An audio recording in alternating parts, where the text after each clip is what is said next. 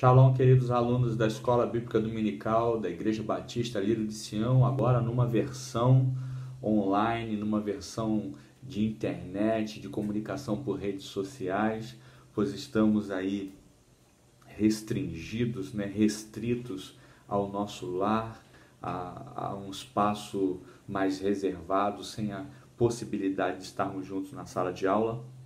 Por isso, nós vamos partilhar a nossa escola dominical, vamos manter o conteúdo, tentar manter a vida funcionando a despeito das circunstâncias que estamos vivendo.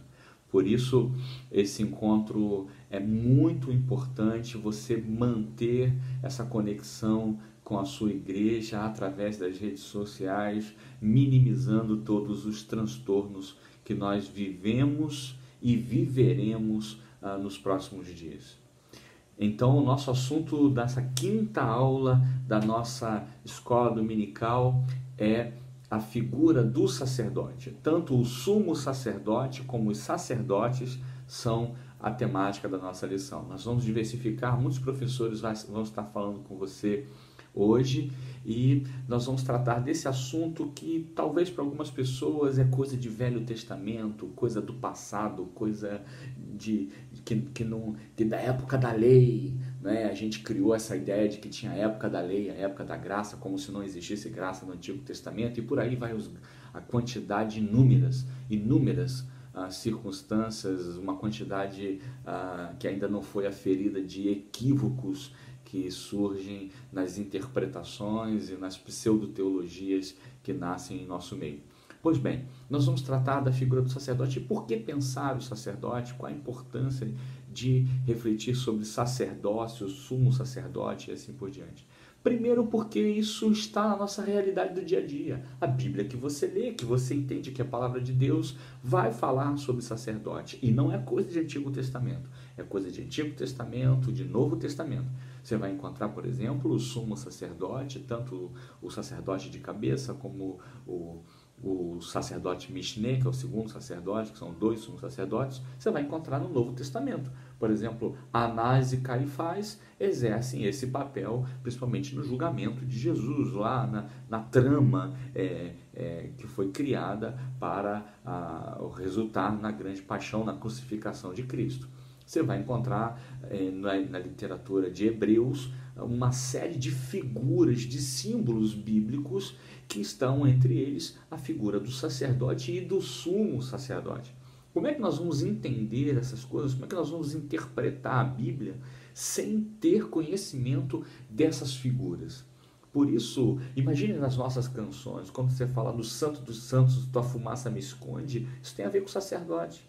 Quando a gente fala do véu do templo se rasgou de alto a baixo, nós temos uma ligação sacerdotal com tudo isso. Nós temos uma figura sacerdotal. As figuras sacerdotais estão nas nossas canções. A bênção aarônica, quando a gente canta lá que Deus te abençoe, que Deus sobre ti levante o rosto, isso é uma bênção sacerdotal. Então, como é que nós vamos entender, se nós chamamos Jesus de sumo sacerdote das nossas almas, eu o chamo por um título que nem entendo.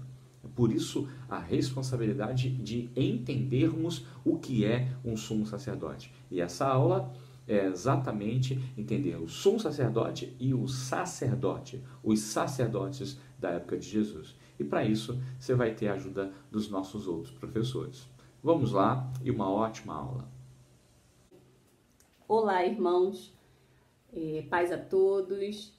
Hoje, nessa primeira aula online, à distância, a gente vai trabalhar a lição do sumo sacerdote e o tópico que eu vou trabalhar com os irmãos é o tópico sobre as funções e as restrições do sumo sacerdote.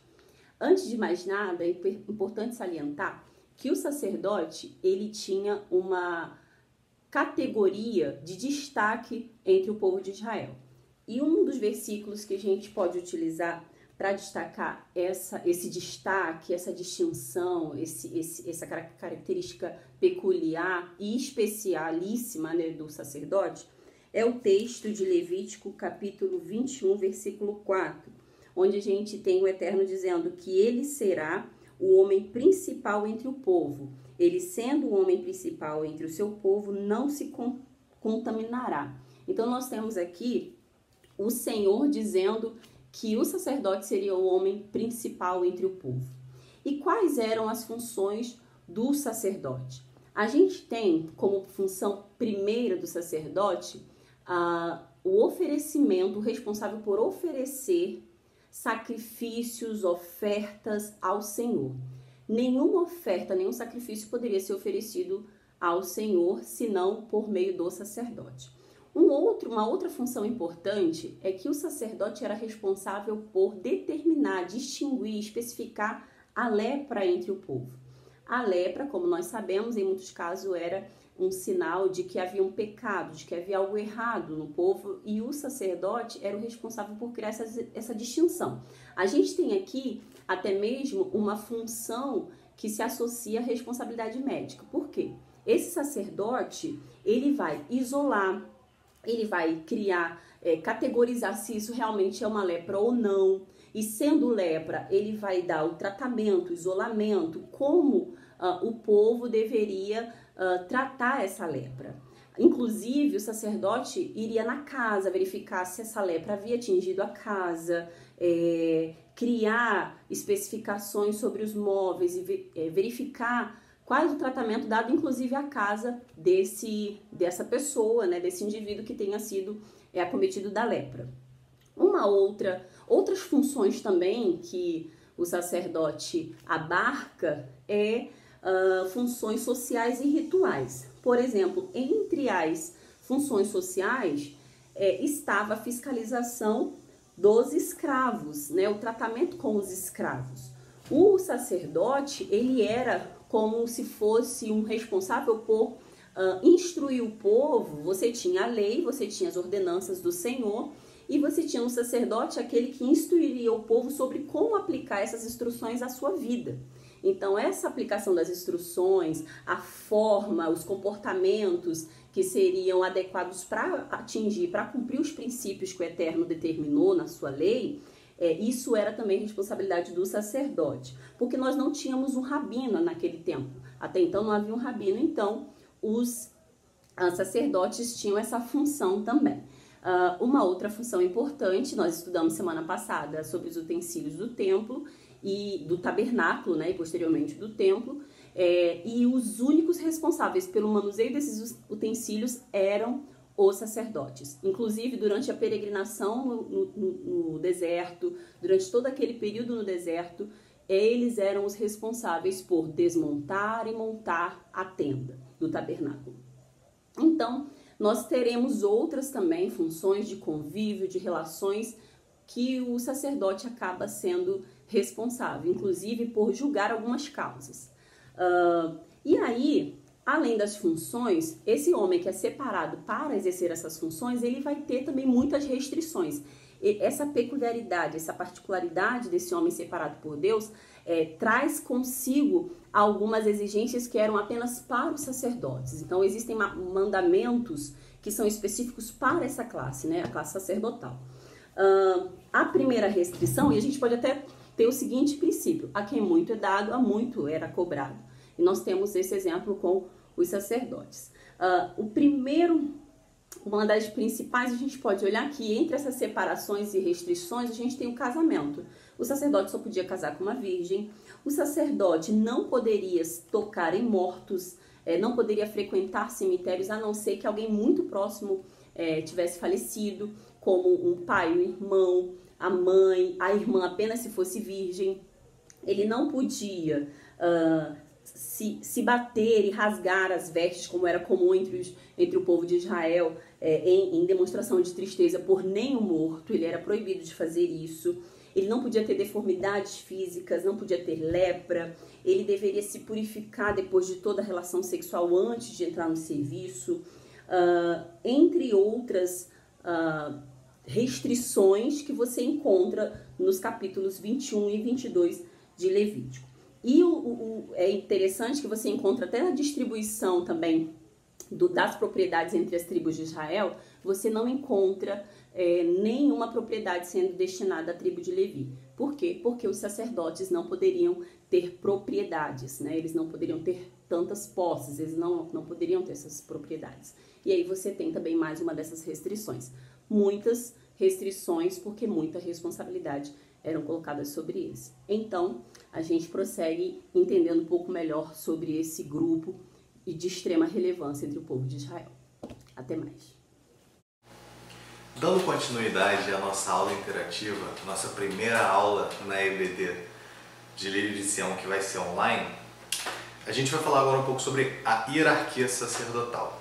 Bom, como nós já vimos, existiam mais de um sacerdote, não era só o sumo sacerdote. E por causa disso, nada mais prático e comum de que eles tivessem algum tipo de organização. Como se organizar? Como fazer isso dessa maneira? Bom, eles se organizavam numa hierarquia.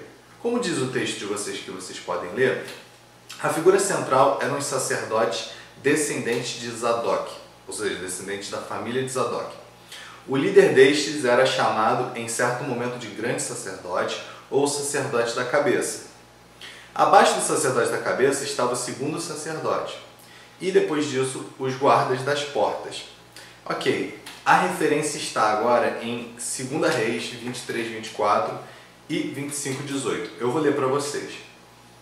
Josias eliminou também os necromantes, os adivinhos, os deuses domésticos, os ídolos e todas as abominações que se viam na terra de Judá e em Jerusalém, a fim de executar as palavras da lei inscritas no livro que o sacerdote Eucias havia encontrado no templo de Yahvé.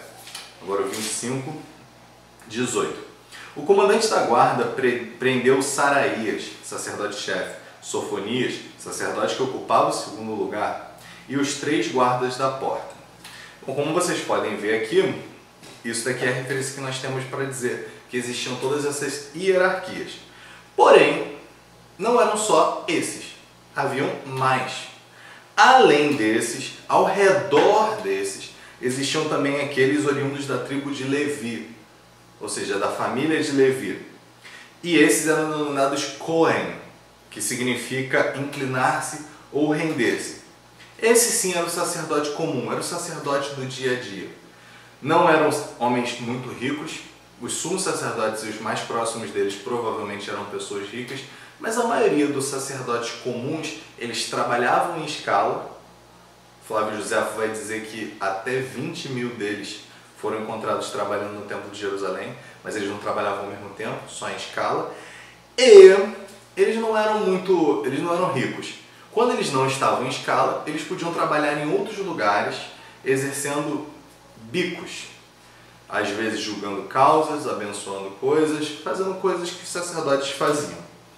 Mas é interessante ressaltar aqui que alguns dos filhos dessas famílias foram denominados para partes fundamentais que estariam no templo. Você tem os filhos de Asaf, que são os músicos do templo, os filhos de Mahol, dançarinos e coristas, e os filhos de Corá, que eram os porteiros do templo. Entenda uma coisa, hoje nós brincamos que os nossos músicos são os levitas, né? Porque eles adoram o Senhor e tal. Mas é interessante talvez nós lembrarmos e entendermos que com Jesus todos nós nos tornamos sacerdotes.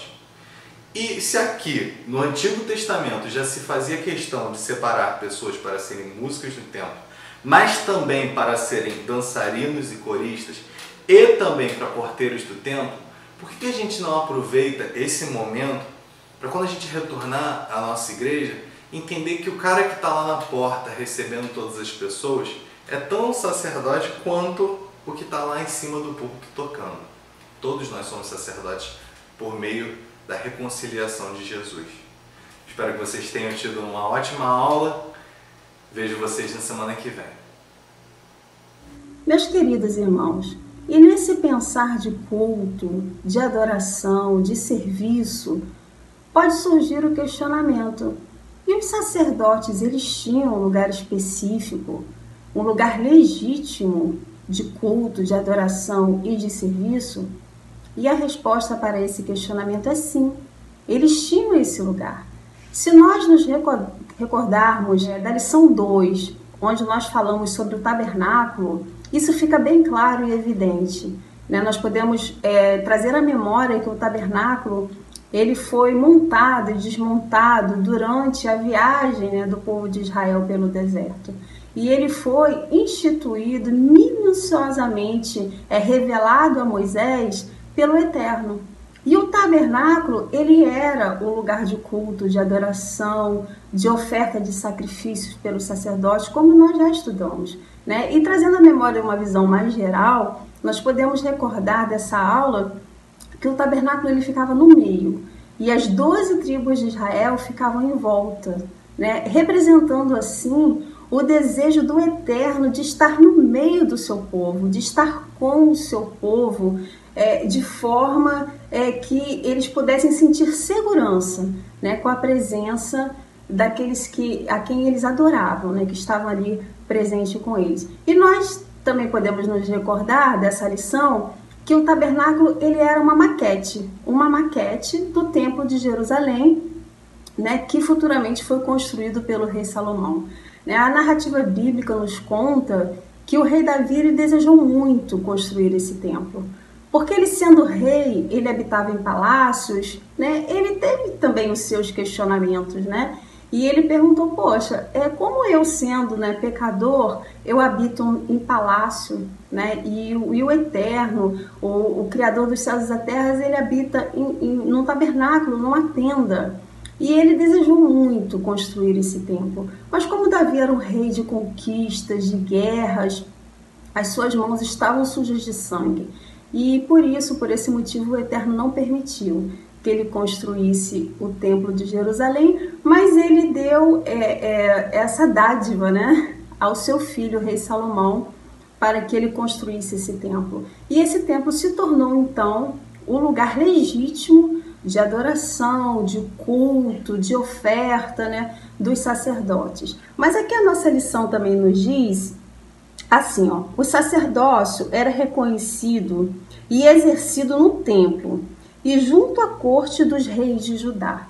Então, eles também serviam junto à corte dos reis de Judá. Eles têm os sacerdotes, né? Era um outro lugar que eles serviam. Se nós formos ler a história do rei Ezequias, eu vou deixar aqui para vocês verificarem depois na Bíblia de vocês, 2 Crônicas, capítulo 29, versos 20 e 21 diz assim: Então o rei Ezequias se levantou bem cedo, reuniu os chefes da cidade e subiu ao templo do Senhor. Trouxeram 7 novilhos, 7 carneiros, 7 cordeiros e 7 bodes, como oferta pelo pecado a favor do reino, do santuário e de Judá. E o rei deu ordem aos sacerdotes, descendentes de Arão, que os oferecessem sobre o altar do Senhor. Essa passagem, né, do rei Ezequias, ela conta do restabelecimento, né, do culto ao Senhor, do restabelecimento da adoração ao Senhor, do restabelecimento do serviço ao Senhor. E como não poderia ser diferente, os sacerdotes estavam presentes nessa volta ao culto ao Eterno, né? Então, o que a gente precisa saber? A gente precisa saber que eles assistiam nas cortes aos reis de Judá, né? Em várias passagens bíblicas, como a nossa revista também aqui nos faz remontar, diz assim, lá em 1 Reis, né? E depois do exílio de Abiadar, Zadok se torna o sacerdote autêntico à frente do clero de Jerusalém, e seus sucessores são chamados de Zadoquitas. Eles compõem uma lista de 12 gerações que vai da inauguração do templo por Salomão até a sua reforma após o exílio. Então eles estavam presentes em todo o tempo, na corte dos reis de Judá e principalmente no templo, que era o lugar legítimo de culto, onde eles serviam e adoravam ao Senhor. Agora falaremos um pouco a respeito da simbologia sacerdotal. É muito comum que haja nas religiões símbolos, e não foi diferente com o povo de Israel. É muito importante a gente compreender a simbologia bíblica, compreender a simbologia sacerdotal, para entendermos de forma melhor alguns textos, tanto do Antigo como do Novo Testamento. Mas aqui nos delimitaremos apenas a simbologia sacerdotal. Mas quem era o sumo sacerdote? Basicamente, o sumo sacerdote era o homem que foi designado para ser representante do povo perante a Deus. Ele era o homem que levava as petições, as ofertas, fazia os sacrifícios para a remissão dos pecados diante de Deus. E para tal não poderia ser qualquer homem. A vida do sumo sacerdote era uma vida de devoção intensa. Ele buscava a aspiração da santidade. E para isso, também ele precisava ter uma vida justa, precisava ser um homem de caráter íntegro, precisava ter um casamento irrepreensível, e como a função requeria tudo isso, também havia vestes especiais. E é disso que vamos falar um pouco.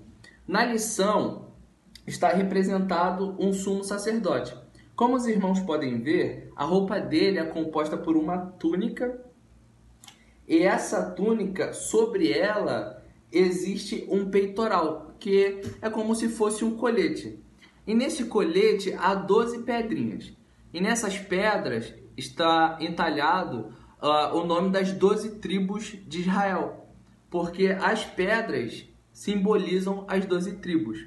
E o papel do sumo sacerdote, quando entrava no Santo dos Santos e entrava na presença de Deus, era através desse ato, dessas pedras, representar que o povo também estava ali com ele. E isso acontece muito conosco também em relação a Cristo. É Cristo quem nos apresenta o Pai e quem nos justifica perante o Pai. Isso pode ser trazido para nós com esse simbolismo. Também havia sobre os ombros do sumo sacerdote 2 pedras de ônix, com 6 nomes na direita e 6 nomes na esquerda. Isso também para nós pode simbolizar que Cristo, assim como o sumo sacerdote carregava sobre os ombros o peso de representar o povo, o peso de apresentar o povo, Cristo carrega sobre os ombros as nossas transgressões.